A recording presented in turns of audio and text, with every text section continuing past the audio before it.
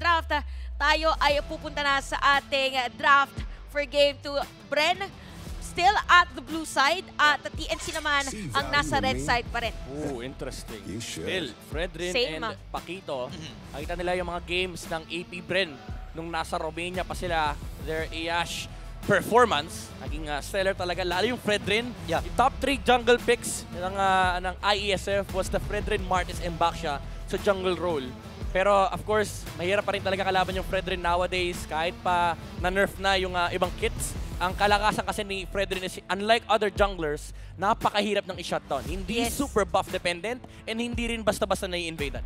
Tsaka pwede, may damage din pagka tama yung asak niya tsaka yung kanyang ultimate. Yeah. So, ganda-ganda pa rin nung pinapakitang drafting. So, hindi mo na babaguhin, syempre. Tsaka na lang pag nakita na at na-reveal yung mga heroes. So, still, paramis for the third ban ng AP Bren coming to this game. So, for TNC, Franco, a lot of respect. Okay. So, there's no Kaja. Wag na rin tayong mag-Franco. Please lang, parang ganon. Nag-alis na kagad sila dito ng mga heroes na nagpahirap sa kanila nung game number 1. Magandang decision para sa TNC, pero dahil dito, open pa rin ang Kadita. So pwedeng unahin kagad muli ito ng AP Bren na isa rin sa mga nagpahirap sa kanila nung game 1. Unless gusto mag-flex ni Pew, tapos kunin niya yung Valentina.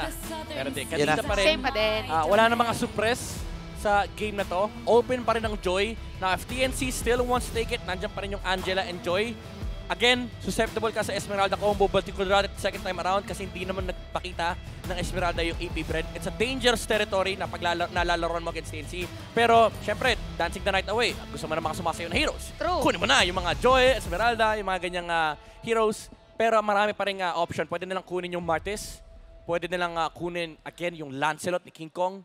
You could go back to signature picks. Nandyan pa rin yung mga typical heroes ni Bentix, yung mga Kufra, yung mga Grok. And ang daming pwedeng option dito for TNC. They don't need to overreact against this Kadita. So kinuha na yung Martis and Novaria. Very interesting pick kasi it does limit yung hero pool na pwedeng ilabas ni Ogwen. Hindi ka basta-basta pwede kumuha ng mga setter heroes like Kufra kasi kita ka lagi ni Novaria. Pero anong recent games ng AP Bren, ginagamit nila si Ogwen na Kadita. Yeah. So yung kinagandahan ngayon, flex pa rin. So alam niyo, parang flex pa rin. Actually, even yung Novaria dito, flex, it's either post 4, post 5, could be. We'll see kung ano ang kanilang next na ipipick. So ano bang open ngayon? Magpa-marksman? Claude. Ayan, Claude, napakaganda. Pwede mong bulagain yung Novaria. Claude ni Super Marco. Usually, alam mo to, Brits. Sige. Pag may Novaria, auto-pick tayong Claude. Kasi number 1, wala kang pakiro sa Astral Echo. Kahit mas slow ka, yung stacks ng Art of Thievery ay enough. Pero hindi, kinuha nila yung Gold Lane Powerhouse na si Brody. And now, they were the ones to get the Grok. And I feel like it's a good hero that matches up well against Novaria. Kasi again, very similar situation with Claude. Wala siyang pake sa Astral Echo. And nandyan yung potential set, yung biglang set ni Kufra. Kasi unlike yung Cho kanina against sa Martis, actually very bad matchup yun for the Cho.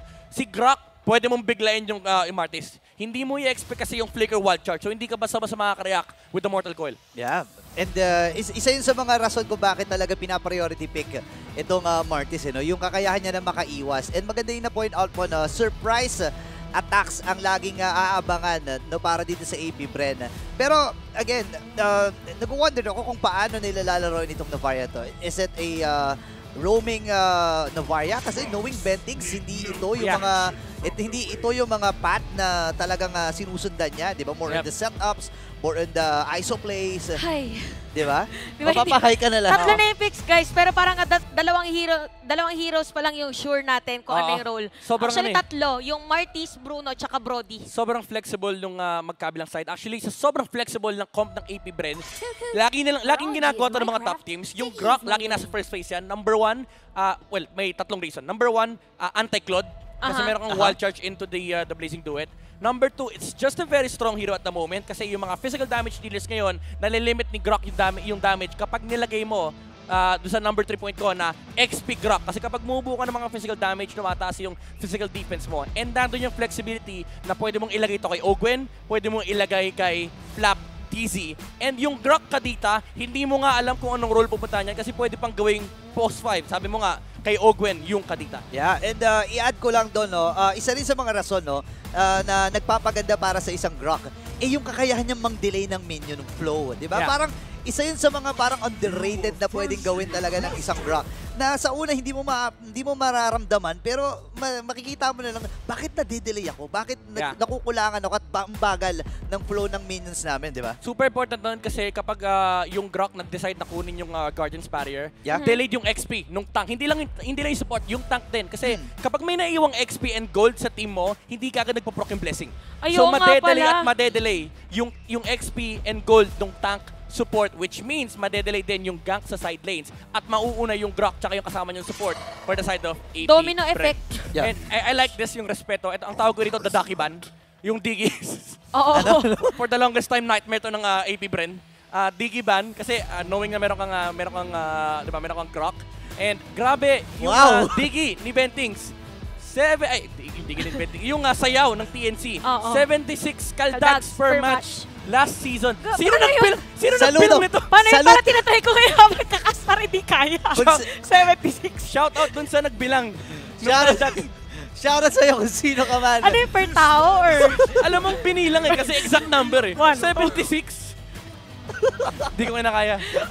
Ito. Kita na natin guys yung ating graphics. So, makikita nyo kung ano ba yung parang strength ng isang team leaning towards. Pero maganda yung sa TNC. Yeah. Agad sa TNC, mas covered nila yung mga aspects nung mga bagay na gusto mo para makabuo ng magandang lineup. Meron silang teamfight, meron silang damage, meron silang isoplay with the lapu-lapu, and nandoon yung vision na pinaprovide ni Novaria. Ang problem lang dito is late game. Kahit pa sabihin natin may damage output yung Bruno and lapu-lapu, hindi to basta-basta na parang easy late game tulad ng Claude na naturally masakit lang talaga yung damage output. You need to close these gaps. Although capable naman sila kasi nandiyan yung mobility ni Lapu-Lapu and Martis, but these are heroes na kaya ding patayin ni Kadita agad. Oh, I Yuzong. like this Yuzong Oh, pick. wow! Parang hirap mag-Bruno Jungle ngayon. Grok! Oh my gosh. Okay, sinabi natin kanina, pwede siyang maging hero ni Ogwen, pwede siyang maging hero ni Flab TZ, yung pala, hero din siya ni Kyle TZ. Actually, hindi natin sure. Natry ko na tong Yuzong Jungle. It's viable. Okay. Pero I would still say na mas ipaprioritize ni AP Bren yung Grok Jungle kasi nakita natin to, may kinawawa silang team sa ISM. Bawal mong contestant to ng Turtle. Naka-flex lang no? Kasi ang difference ni Grok sa mga malalakas na jungler sa Turtle, like yung Lancelot na nagnanakaw, yung Akai na nagtutulak, ito yung literal pag dumikit sa Turtle, si Grok, bala ka na dyan Turtle, papatayin ko muna yung jungler ng kalaban. Diretso na lang muna. Mamaya na tayo magkita ulit. So ito Yeah. guys, again, last pick para side ng TNC. Uy. Wow, Florine. And Florine! Okay, so... Okay, so for me, my take on this Florine pick to actually complete the lineup of TNC is that parang kulang ulit sila Yeah. in terms of burst damage coming from the middle lane. Grabe, pag pinagpatong mo na yung dalawang graph, kapag kinompare mo na, biglang mas mataas yung capacity ng AP Bren. It's not just because of the composition, but when TNC picked up yung Florine nila, something changed between the dynamics. Ang number one na makikita mong inherent problem ng TNC's lineup, wala silang natural catch versus AP Bren. Yeah. And feeling ko dito magandang magandang ilagay para sa AP Bren yung kataganan, never let them know your first Next move. Your next move. Ayan. Kasi hindi natin alam actually kung saan pupunta and viable naman lahat. Kagaya nga ng nabanggit ni Midnight. Pero ngayon is parang jungle, na to, no? Jungle. Mamaya na natin Sige na hulaan. nga, mamaya na nga. Oo, may kita din naman talaga natin kung saan pupunta yung dalawa. Well, I gotta say for TNC naman, what's good is that kahit ganito yung lineup nila, parang judgment natin is based on what we know. Siyempre, meron din silang ibang alam sa kanilang hero composition ngayon. Yeah. Probably part of their strategy.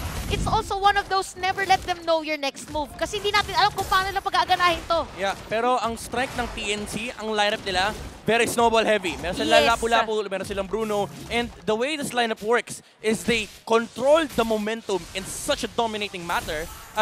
Kasi once na ma-establish nila yung gold lead, hindi problema ang pag-take ng mga towers kasi again, may vision coming up from the Novaria. Oo, tama-tama yan. Tsaka si King Kong din, yung hero niya. Si Marcus Snowball din yan. Maririnig natin ngayon ang ugong ng ating venue. Again, game number 2, AP Bren versus TNC.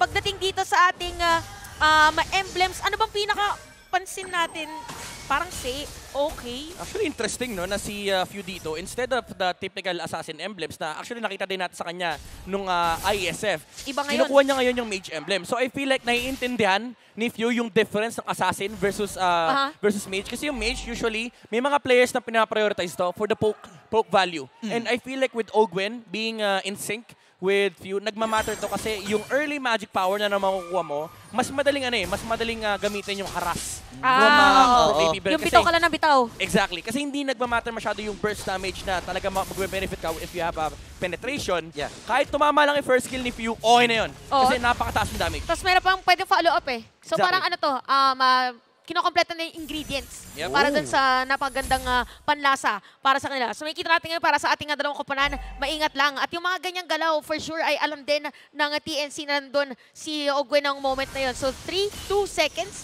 bago magasimula ang ating third objective. At unang pupwesto dito is of course our junglers. Nandito na rin si Hugh, nandito na rin si Ogwen. Uy, masakit-sakit to hindi niya pwedeng tambayan. Yan, pero tumama yung stun ng Curse of Crow doon sa pagkakataon na yun. At umatras actually si King Kong doon sa contest or doon sa planong contestation doon sa turtle. Grabe talaga yung Bruce Queen. Lalim ni Flop. Grabe mo sila pinapakita ni Flop. Talagang commit sa trabaho. Gamit kagad ng Black Dragon form. And talagang zinone out yung jungle. Pero gusto ko i-comment si Few, grabe. Sobrang tapang nung Farsa. Ginawitan ng full combo ni King Kong. Pero sabi ni Few, kabisado ko damage mo. Di ko kailangan mag-flicker, di ko kailangan mag-wings by wings. Tatayuan kita. Tsaka take note, ang hero niya ay Few. Ang hero niya is Farsa. Tama naman. Napaka-squishy na hero and up against si Martis. So, ganun na kataas yung confidence. So, ngayon para sa AP Bren, it's really more of them securing muna yung mga objectives. Pero ang kinagandahan para sa TNC, kung titignan yung gold, meron pa rin silang control. Kasi hindi naging ganun kalaki yung kalamangan. So, probably makikita tayo ng rotation from them. May surprising clap para dito kay King Kong, yung decimate combo. At dito lang tayo dumating na tayo sa era na pati Lido Wanderer talagang pinag-aagawan na. Nilalaban Ginagawang turtle yung Little Wanderer Pero si Ogwen nag-commit na nga rin ng rough waves. So ibig sabihin talagang talagang binibigyan na ng prioritization bawat objective na pwede mong makuha. And gusto ko lang sabihin na itong turtle, 'di ba? Sa mga bago at hindi nakakaalam, itong turtle kasi ngayon mas mataas na yung bigay na XP. So talagang kailangan mong i-contest to. Kumbaga dumating na sa punto na sinabi ni Munton na hindi, ayaw nyo sabi kasi ni Mopazen Ginigib nyo Ba't yung pinas turtle ng turtle? O yan sabi ni ML, turtle. Ito na. Turtle kay lahat. Lahat sila nagta-turtle lang ngayon. Kasi diba, yung cross map na Yeah. Yung cross map play actually, yung ang pinaka-prominent dito is yung Blacklist International. Yung kapag ibibigay yung turtle, ang dami nilang kinukuha. May gold lane na plato, tapos mag-i-invade. Pero ngayon kasi hindi mo pwedeng i-undermine. May meta place na. May yung general value ng assembly. Pero bottom lane natin si Heso ang target nila. Nakikipagsabayan din sa dalawa. Grabe yung sustain dito ng isang lapu-lapu. Heso, talagang medyo kabisado niya kung gaano kalakas yung makukuha niyang regeneration if ever doon. Yeah. At yung turtle, hinahatak na rin Yeah, unlike game number 1, kahit pa sabihin natin may problem sa catching and TNC, what they have right now is still sustain.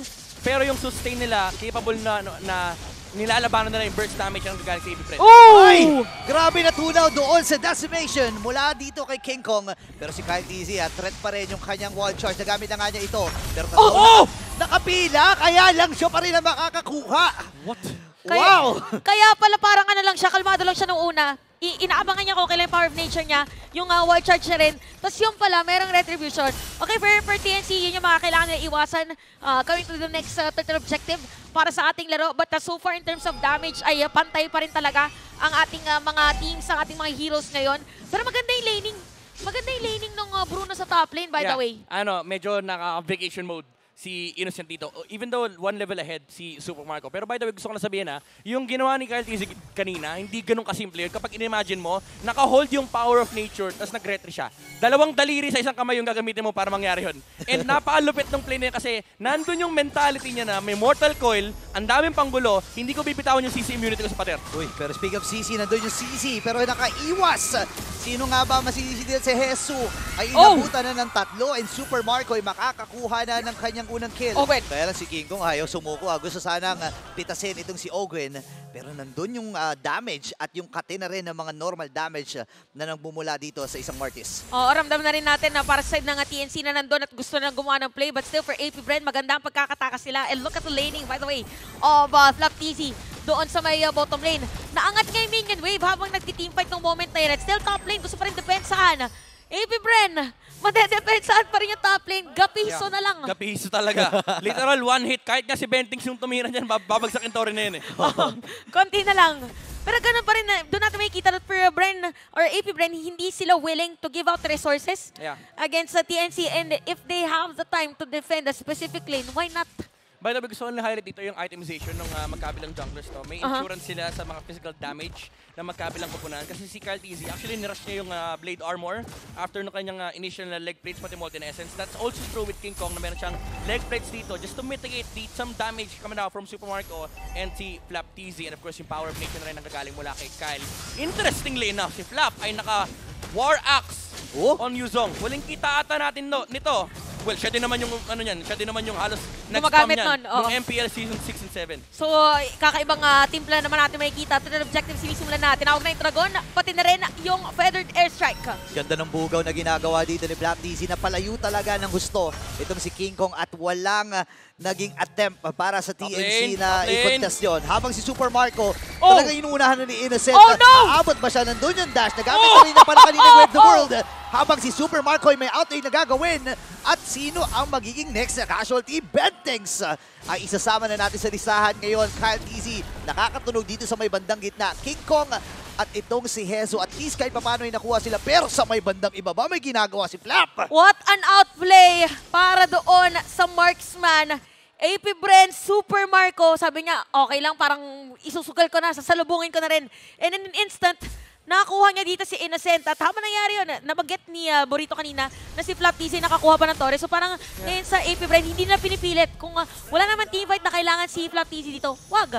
I'm pretty sure hinintay pa nga ni Super Marco yung dash ni Bruno bago niya ginamit yung second skill. Kasi ang different difference sana noon kapag ginamit ni Brody yung second skill, may stackan siya tapos next normal hit, aabutan siya ni Innocent with the dash also and tatamaan siya ng stun.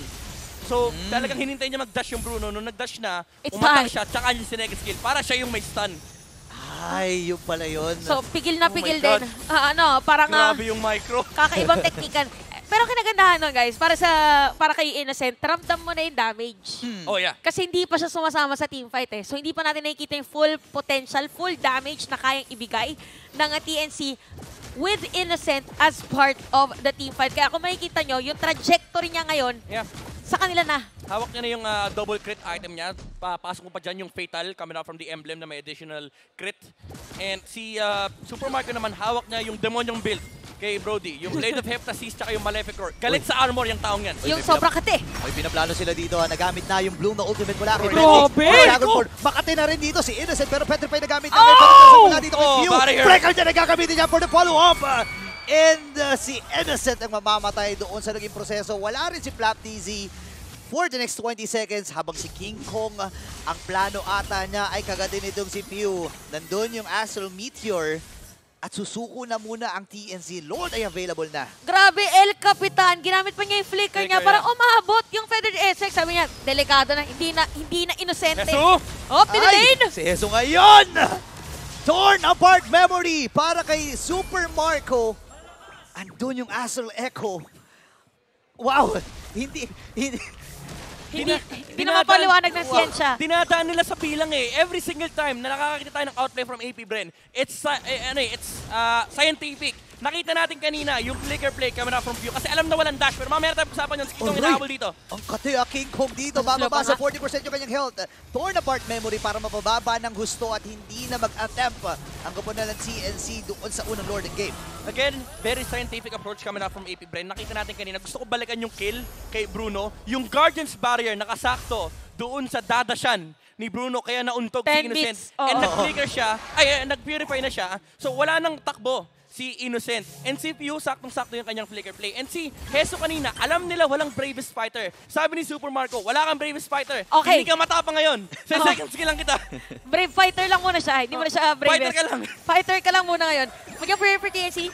Nakita na natin dito yung sustain na kayang ibigay ni Bentings. So nandun na kanina sa may bottom lane. Nagkataon lang talaga yung artillery burst na pwedeng ibigay dito ni Few. Come to escape. So paganda na to ng team fight! Ay, nandun yung wild charge. Buti na nakatakas dito mga members ng TNC habang Black Dragon form para kay Flap TZ. Maraming mga na-exhaust or maraming mga nagamit na ultimates dito, both parties. Pero yung Lord kasi ay nandun pa sa may bandang itaas sa ibaba Grabe nga, pasigaw kapag may biglaan. Sabi pala natin, depende sa team fight na gagawin. Yeah. And they're really aggressive ang AP Bren ngayon as much as possible. If they wanna set up, why not? Napaagalan ng konti yung wild charge, pero again, it's the same idea with what they did earlier. Pinagsakan ng feathered airstrike, nung nag-back yung TNC, nakita natin biglang kasunod yung wild charge at yung Black Dragon form. Yeah. Nandun yung mentality na even if does not hit, makukuha pa rin natin yung tower sa may middle lane kasi si Super Marco naka-tower lock. And naka-timing na maayos yung wild charge nung natapos yung Mortal Coil. Wow, grabe yung sakit ng feather there sa kalati kagad yung way. Pero Petrify! With the drop waves, Heso ay papasok. Bravest fighter, nagamit na nga rin niya. Lord ay mamamatay. And successful defense para sa TNC. So, pumapasok pa si Heso dito. Oy, with a Diving picture! in, mula dito. Oh my Petrify! Sakto, Flap TZ. Ngayon, lilipad muna wings by wings. Para kay Few. Si Flap TZ naman ngayon, aabante pero aatras muli. Tinamaan. Masakit-sakit na. So, Ogwen and the rest of the members from AP Bren ay aatras na muna. Pero ramdam na natin yung sakit ng TNC na napagamit nila dun si Super Marco ng Wind of Nature. So ito na pagdating mga 13 minutes, 14 minutes, kahit si anybody's game. Yeah, may overwhelming damage output din naman ng TNC from Innocent and kahit si Hesu. Tapos actually, ang pinakamahirap na factor dito for AP Bren is yung Novaria. Kapag tumatama yung mga astral recalls, yun yung parang wala silang sagot Parang pag tinamaan sila, wala guys, tiisin talaga natin. Ganyan talaga buhay. Wala tayong Ling, wala tayong Claude. Kasi si Flap TZ, hindi niya sinusundan yung Novaria. Focus ako sa goal ko. Innocent, ikaw ang target ko. Stationary din kasi yung Bruno talaga. At ang delikado naman dito for TNC, si Flap TZ mainit din Parang every time, kung sino target niya, automatic yun lang talaga. Oo. Diretso lang siya sa gusto niya kuhanin. Parang pag bicep ako ng Tuesday, bicep ako ng Tuesday. Pag leg day ako Hindi ako magpapalit ng workout. Ama. Tama, kasi sakto, dapat balansehin mo kasi. Tama. Dapat balanse. Pero ito na, babalik tayo dito sa laban. 5 seconds bago mabuhay itong Luminous na Lord at ang AP Bren. Maganda ang pwestuhan nila dito. Nakuha na kagad nila yung maagang position. Mabilis to for both actually. Mabilis na sila kumuha ngayon ng Lord nila. Kaya kung papapansin niyo, even for AP Bren, hindi din nila pina-force agad. Kasi gusto nila ma-reveal muna ba? Tama, midnight yung pwesto ng TNC. Kailangan nila muna makita. Actually, muntik pa nga makita yung Mortal Coil ni King Kong kanina. Kasi if nakita yun, feeling ko ang kasunod ng Guardian Spiral at Wild Charge Pero speaking about vision, medyo lamang din ng TNC dito. Kasi again, meron silang damage output.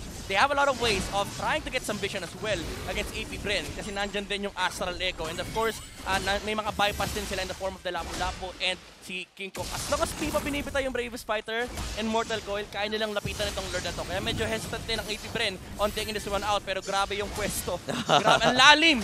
May malalim! Oo. May pinaplano, malalim. Nasa 10 feet na swimming pool. Oo. Ngayon si Ogwen.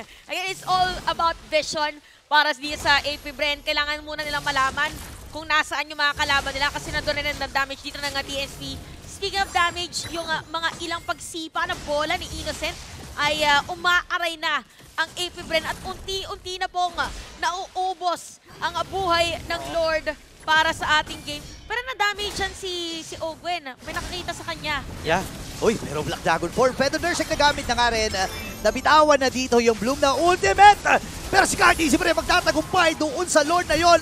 Pagsak si Innocent. Same with King Kong. 2-man down para sa TNC. Si Heso ba ang magiging next casualty? Umabol ba si Super Marco? Nandun yung flicker. Hindi tumama. Ay, hindi! Yung torn apart memory! At napabagsak pa si Heso sa pagkakataon na yun. Mukhang mahirap na yata ang depensahan para dito sa TNC. Merong minion wave para sa kanila. Pwede na sila mag-base lock dito at ang game na ito ay mapupunta sa Hive.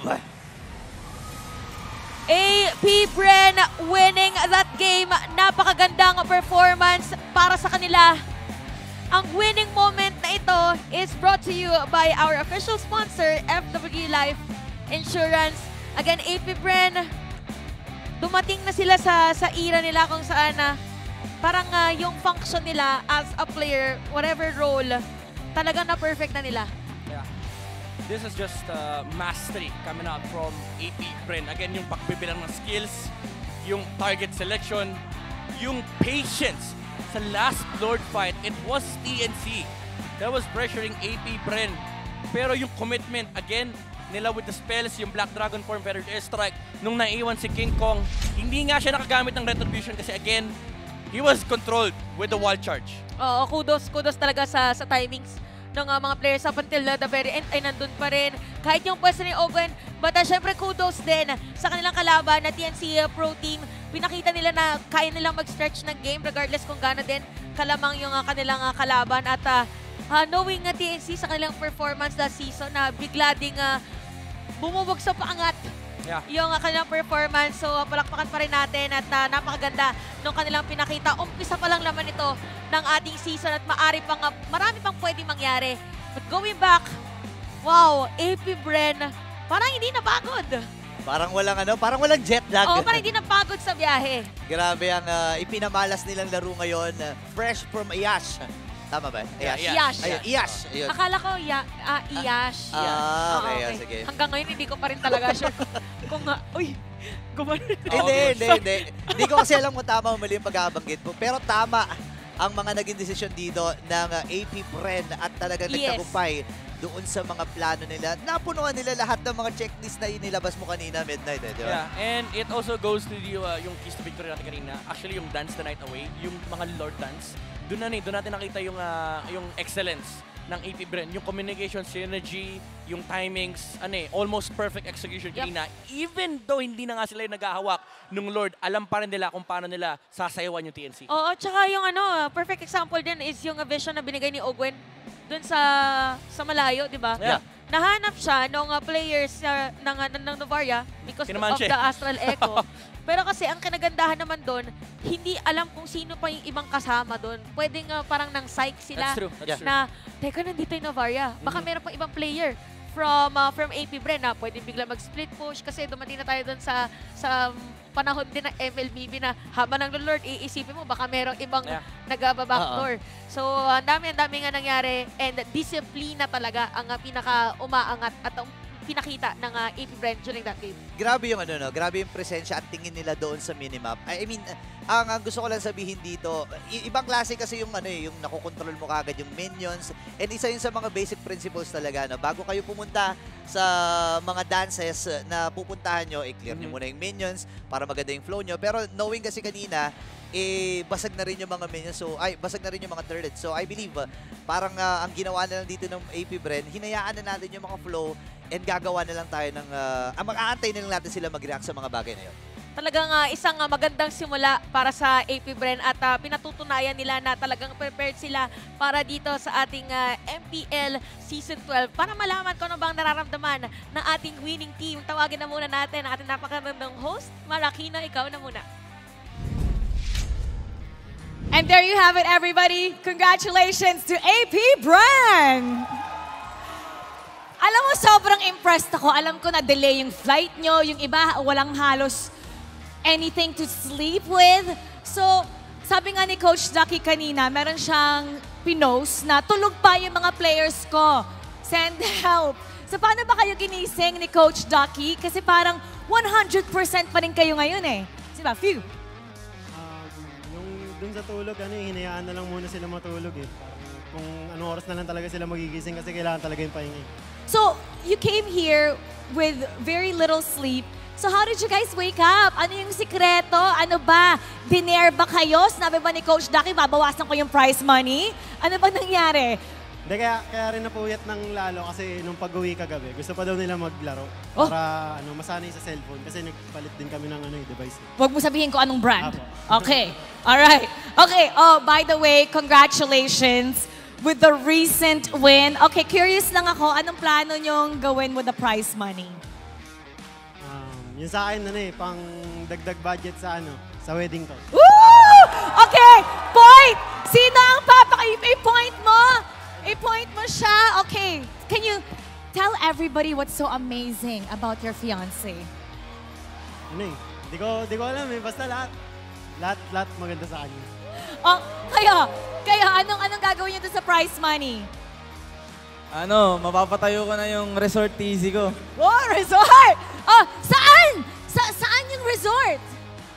Di ko pa alam eh. Bahala na. I-point mo kung saang direction. Curious ako. Doon po ato. Oh! Doon. O kayo, anong gagawin niyo? Anong plano niyo with the prize money? Curious lang ako. Sa anak din ni Kyle. Oy! Bagang nagkaroon. Yung ano po, yung aso ko po, si Cassie. Yung bagong bili po namin. Yung dog. Okay, kinabahan ako. Ipon lang po, ipon. Okay. Hindi ko... Ay, ipon. Ano lang po, sa mga kapatid. Sa mga kapatid. Guys, it's so nakakatuwa because a lot of people have been saying a lot of things about the Philippines na end na daw ng Philippine era. Sanay sila na tayo ang nagdo-dominate. But 2 international tournament, hindi natin nakuha.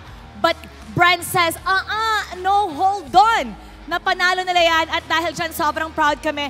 How does it feel na in your face na patunayan nyo, it's not the end of the Philippine era. How does that feel? The way you guys represented us? At anong ibig sabihin nito para sa Pilipinas? Masaya. Tapos, hindi pa dito nagtatapos yung end of PH era kasi yung M5 sa Pinas gaganapin eh. Hometown natin. Yeah. Indo.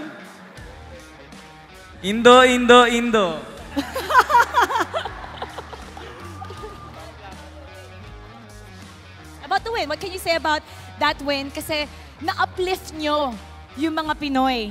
Sobrang nakaka-proud because of what you guys did, it gave us hope again. Amen. Sobrang saya nung pagkapanalo namin dun. Iniisip na lang din namin parang additional na dagdag na lang para makabawi ng trash talk yung mga Pinoy. There you go! Pwede tayong bumawi. Mas pinaslakas. Eto, sino sa tingin nyo ang match MVP natin ngayon?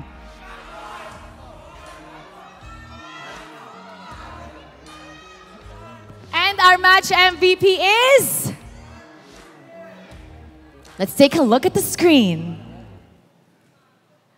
Kyle TZ, our match MVP. Ay, ang ganda, ang galing na ginawa mo sa Rock Jungle. What was the reason behind that? Hindi kami sanay na makita yon na jungle? Your Rock Jungle. Kasi usually, Rome, hindi na kami sanay na i-jungle yon. Pero you made it so successful. Paano mo siya naisip? What was the rationale behind that and how did you make it successful? Yung rock po kasi yan eh. Ayoko po talaga mag-rock dun eh. Kasi gusto ko na po mag-assassin nun. Kaso gusto ng coach namin tsaka ni Odin na mag-rock na lang ako. Kasi para di na kami mahirapan sa early. So last minute yon, yung decision na yon. Opo, pero para sa akin, di ako agree. Pero okay lang naman, as a team. And he made it happen! Once again, everybody, congratulations! Give it up for AP Bren! You may now take your bow and take your walk of victory! Sobrang nakaka-proud naman talaga. Kahit konti lang ang tulog ng Bren. Tignan na naman ang ipinakita nila sa first day ng ating MPL Philippines Season 12. We're gonna break that down for you. Babalikan natin ang ating mga casters. Pasok!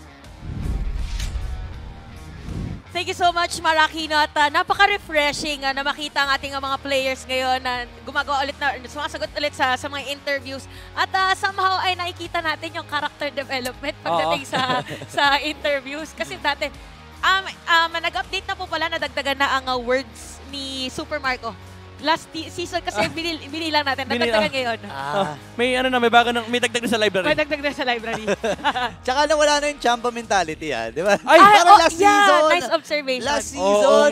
Last season kasi, Chamba lang po. kapag ini-interview ang Bren, sasabihin lang nila, nakachamba lang po. Oo. Ngayon, di ba kayo yung sinasabi ni Ducky? Na-reserve sila dati. Ngayon, may mga ganun-ganun na si Flap, di ba? Gusto ko lang sabihin kay Flap TC na talagang inaangat ko niya. Oo. Dito. Madali. Medyo flexible eh. Dinadiretso nyo naman. But yeah, for AP Bren, napakaganda nung word na ma-flexible. Dahil pinakita talaga nila yung flexibility during that game. Speaking of flexibility, paano nga ba naging flexible ang AP Brand during that game? So mid guy, sa'yo na muna ulit.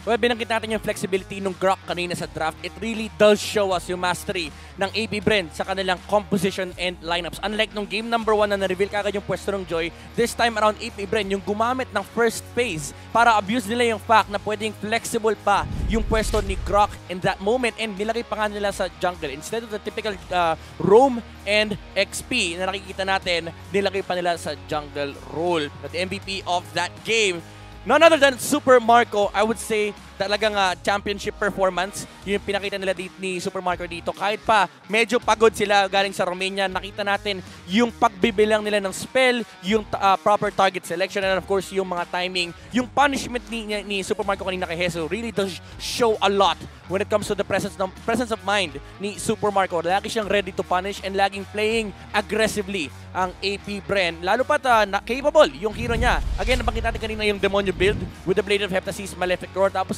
patong mo pa dyan yung DHS. So parang kahit anong gawin mo, magpatong ka ng physical armor, magpatong ka ng HP, enough laki yung damage output ni Super Marco. Ang kailangan nyo na lang isipin dito is yung mga spells na hino-hold ng TNC. And nakita natin yung TNC nung early parts of the game, kaya naman nilang sinagot, pero this punishment coming out from Super Marco, hinintay niya talaga yung dash mula kay Bruno and ginamit niya rin yung kanyang second skill for him to be able to stun si Innocent at hindi lumabas yung last hit. Again, yung Guardian's Barrier mula kay Caltizi rito, napakaganda ng pwesto to punish the Bruno. And yung bravest fighter na kinumit ni Hesu, nakita ni Super Marco. After it ended, sabi ni Super Marco, okay, wala ka na CC immunity. Pwede na kita i-stun. And enough again yung aking damage output, especially with the ambush, which is yung passive ng Blade of Heptasis na nagdadagdag na kanyang physical damage output. AP Bren, every single time nakikita natin sila nag-take ng objective, either the towers or the lords, laging ready yung wild charge and pati na rin yung Black Dragon form with the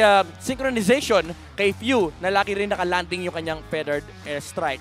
Kaya naman naging very decisive yung mga initial objective takes ng AP Bren and nakapag-establish sila ng again momentum and mid-game control versus TNC. Now looking at the items, nabakita natin kanina yung item ni Super Marco, but also I want to point out Kyle TZ, again yung Blade Armor, kayang-kaya niyang humarap dito kay Innocent kahit pa sabihin natin overwhelming yung damage output ni Bruno. Kasi if you're the Bruno, tapos tinayon ka ng Grok sa harap, hindi mo rin basta-basta pwedeng i-hit kasi tatamaan ka din pabalik nung return damage, which is now 30%, nakaka-buff lang. And dagdag pa natin dyan yung early game damage potential ni King Kong nalilimit din kasi napakataas ng physical defense na binibigay ng Blade Armor for Kyle TZ. So literal na pwede niyang tayuan yung frontline din ng TNC, and that again allows more playing room for AP Bren, meaning mas nakakapwesto ng maayos si Few, mas nakakakita sila ng vision over the heroes of TNC, and nakakapwesto ng maayos din si Ogwen. Flap TZ also on the other hand, full tank and full sustain on the fighter emblem. And again, ang kinagandahan ng game niya rito is every single time na nag-objective ang AP Bren, hindi siya nag-hesitate in committing the Dragon form para ma-make sure nila na sa kanila lagi ang objective, and in turn that translated into a guaranteed victory here for AP Bren. Watch out for the weekly giveaway that will be posted on MPL Philippines Facebook page.